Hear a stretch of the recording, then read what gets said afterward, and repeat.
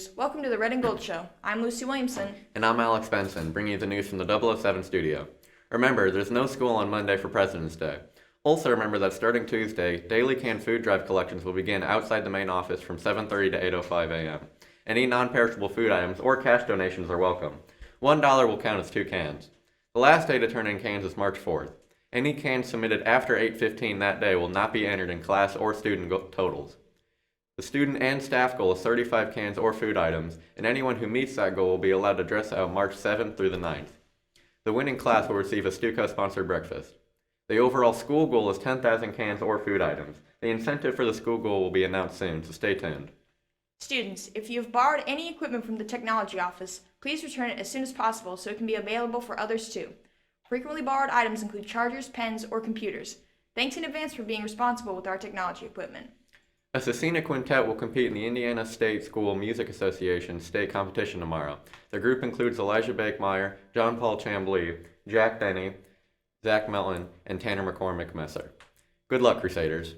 Would you be interested in learning more about a unique apprenticeship program that pays you to work and get an associate's degree from Ivy Tech after you graduate from high school?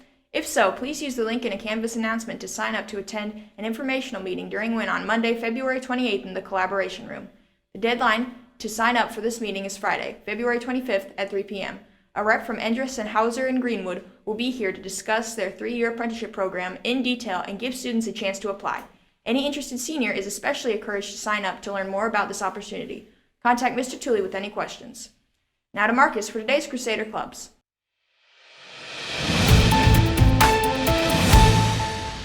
Thanks, Lucy. The archery team will meet Tuesday after school in the cafeteria. The book club will also meet Tuesday after school in the library. Contact Ms. Wetzel with any questions. That's it for today's clubs. Back to Lucy and Alex for more news. Thanks, Marcus. Many students are putting on the Living History Museum on Saturday from 1 to 3 p.m. in the gym. The students are portraying various Black Americans who helped shape our history. Mr. Adams developed the plan for this event. He says he received inspiration from his mother and a Hollywood movie. Well, last year at the end of the year, I was asked to come up with some sort of program for Black History Month. So going into the summer, I was trying to brainstorm, come up with ideas. I went home and I was talking to my folks about it. And my mom reminded me that when I was in elementary school, we did kind of something similar where we had to do research on the person, dress up with them, and kind of give a speech as a specific person. But at the time, I didn't think much of it. So then a couple weeks later, I was watching a movie called Night at the Museum. That's the one with Robin Williams and Ben Stiller. So I was watching that, and at the same time, I thought about what my mom had just told me before. And I was like, oh, that sounds like fun. So that sounds like something that would be cool. The students have researched their characters, but they're not the only ones learning about history. One thing that's really been my favorite part is the fact that I'm learning a lot. You know what I mean? I'm learning a lot about many different people, sometimes people I haven't even heard of, and sometimes things that I didn't know was a thing until I'd done some of this research. Because generally when you have these type of events, especially for Black History Month, you tend to talk more about the regular people, for lack of a better word, the people that you kind of hear, the names you hear every month. And that's not a bad thing because they've earned their spot, they've done a lot, but there's a lot more that we generally don't talk about. So I found learning about them was very impactful. The students have their own reasons for being a part of this unique event. It means a bunch of public Black figures from times past and celebrating what they did for my color. The Living History Museum means a lot to me because I would like to know my roots, and I really didn't know nothing before this experience. I just think it's a good way for people to learn about Black History Month and to get an insight of the people and their thought process about what they did and why they did it.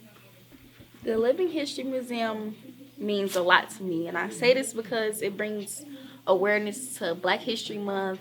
It brings awareness to all the Black people that did great things. It's just a way to get out there. It's a good way to get out there.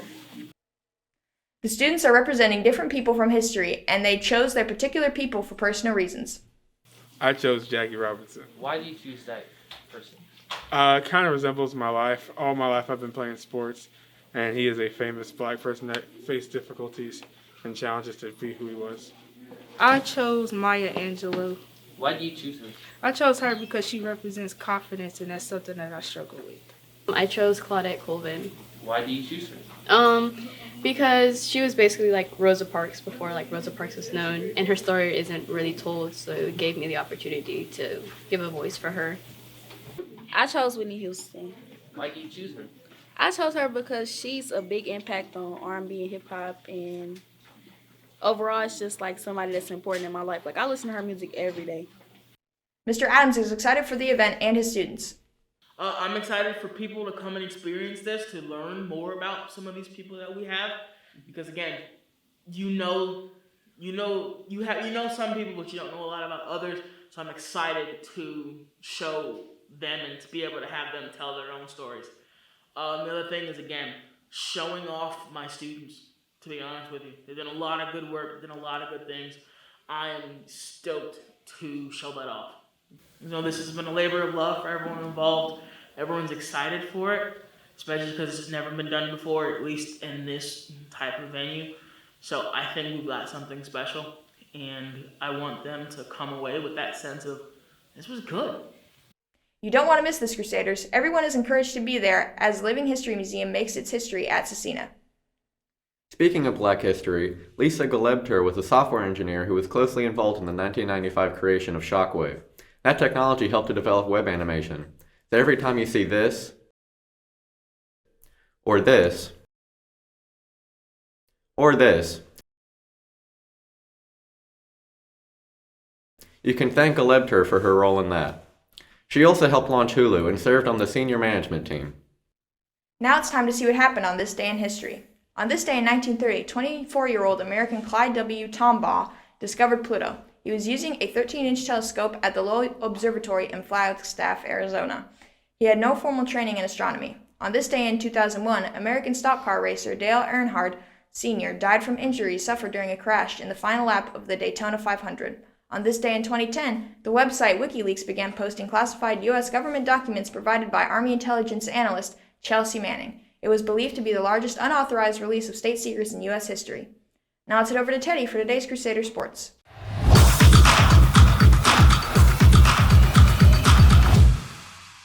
Thanks, Lucy. The boys swimming team finished its season last night in the sectional meet at North Central. Congrats on all your hard work this year, Crusaders. Tonight, the boys basketball teams will host Shortridge with JV playing at 6 and varsity at 7:30. Tomorrow, both teams will be back in action at Speedway with JV starting at 6 again and varsity at 7:30. Good luck, Crusaders. That's it for today's sports. Back to Lucy and Alex for more news. Thanks, Daddy. Now for our lunch menu for the next couple of days. On Tuesday, it'll be a chicken quesadilla with corn. On Wednesday, we'll have chicken penne with broccoli and garlic toast. Please remember that all menu items are subject to change based on availability. Now let's get some wisdom from the Bible with our verse of the day. In Psalm chapter 44, verse 3, the psalmist writes, "It was not by their sword that they won the land, nor did their arm bring them victory. It was your right hand, your arm, and the light of your face, for you loved them." We often tend to think that what we accomplish we do on our own power and wisdom. Yet throughout the Bible, God delivered his people over and over again, often despite their flaws. Let's remember to thank God for what we have. You may have seen some new STEM career content on the bulletin board in the lower hallway near the science rooms. The science department is posting information about different STEM careers on this board. Right now, there's some good info about veterinary technicians or vet techs. They will put up info about a new STEM career every week or two, so check it out. If you like to sing and enjoy sacred music, this summer camp opportunity may be for you. The National Catholic Youth Choir is hosting a camp for those in grades 8 through 12. This 8-day camp will be held from June 18th through the 26th at St. John's University in Minnesota. You do not need to be Catholic to participate. To apply, visit catholicyouthchoir.org. Now back to Hannah with a look at our weather forecast.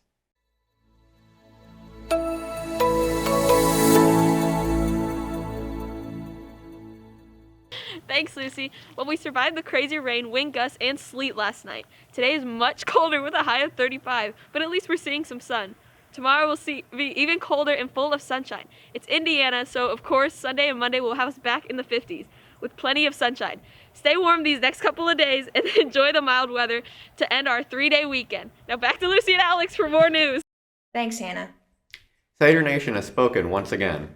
It was close throughout, but Paola Esparza defeated Henry Carey with 56% of the vote. She moves on to the championship round, where she'll face Trey Woods to see who will become Scecina's next big thing. Stay tuned for the championship round, when we'll see pilot episodes of both Pranks with Paola and Time with Trey. Now let's see who's celebrating a birthday.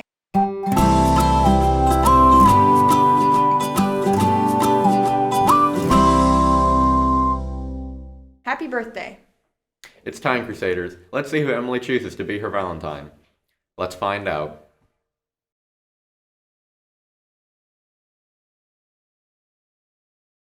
Hello, Crusaders, and welcome back to the finale of the Valentine. Let's see the first flower ceremony. Max, will you accept this flower? Yes.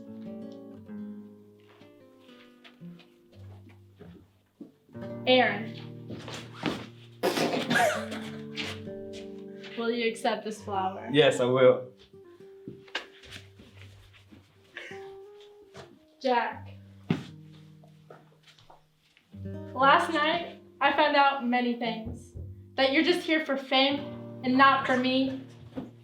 Get out! I never wanted you. I never wanted to be on this show. Who do you think I am? I don't need you.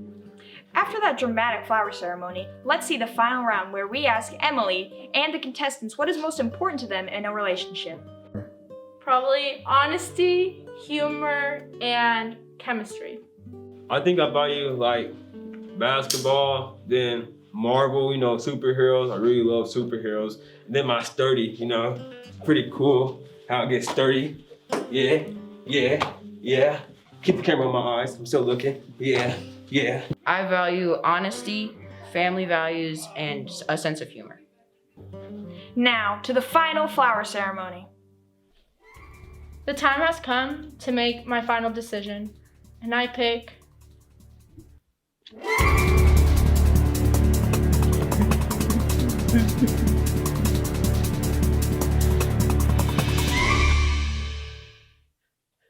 Max. What?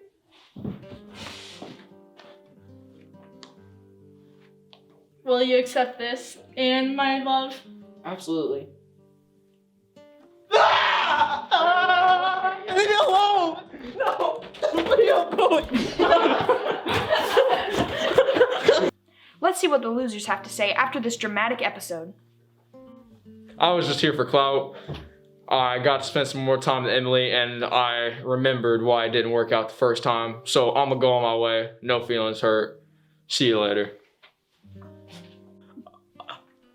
I think it was rigged mostly, and she made a horrible decision. I think everybody in the whole entire school knows that Emily Gonzalez made a bad decision, and it's the worst decision ever. Like, no, this lady, no! What a dramatic ending. Stay tuned next week for a Where Are They Now and exclusive behind the scene footage.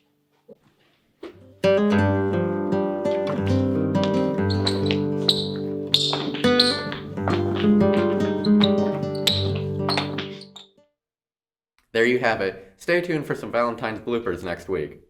Our subscriber challenge continues, Crusaders. The number has gone up, but we still need more to reach our next goal of 407 subscribers. Remember, if you subscribe to our channel, all you have to do is fill out the form in the 007 studio and place it in the box, and you can be selected in our next drawing.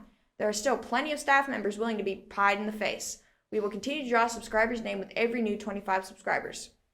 That's it for today's news. Stay classy Give that little extra. and subscribe to our channel.